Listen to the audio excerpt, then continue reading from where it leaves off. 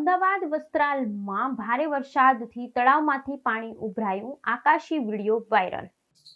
અમદાવાદ વસ્ત્રાલમાં ભારે વરસાદથી તળાવમાંથી પાણી ઉભરાયું, આકાશી વિડીયો વાયરલ। અમદાવાદના વસ્ત્રાલ વિસ્તારમાં તાજેતરમાં થયેલા ભારે વરસાદને કારણે તળાવમાંથી પાણી ઉભરાતું જોવા મળ્યું છે।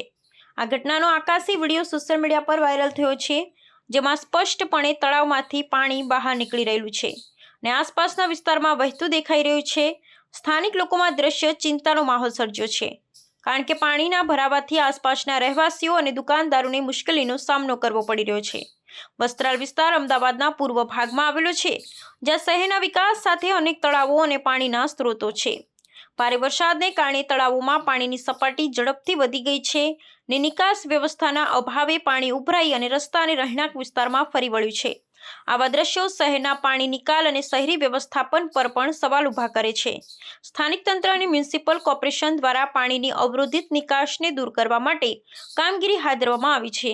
તંત્ર દ્વારા પમ્પિંગ અને ડ્રેનેજ લાઇન ખોલવાની કામગીરી શરૂ કરવામાં આવી છે, જેથી પાણી ઝડપથી બહાર નીકળી શકે। વસ્ત્રાલના રહેવાસીઓએ તંત્રને તાત્કાલિક અને અસરકારક પગલાં લેવા રજૂઆત કરી છે।